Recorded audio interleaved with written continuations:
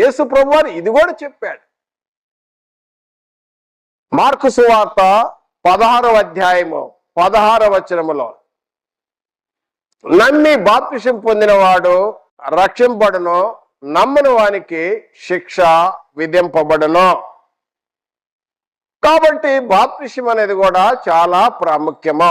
ఒక విశ్వాసం మాత్రమే కాకుండా బాప్తిసం కూడా, విశ్వాసం అనే మాటను విశ్వసించినప్పుడు బాప్తిసం అనే ఆజ్ఞ కూడా అంగీకరించవలెను.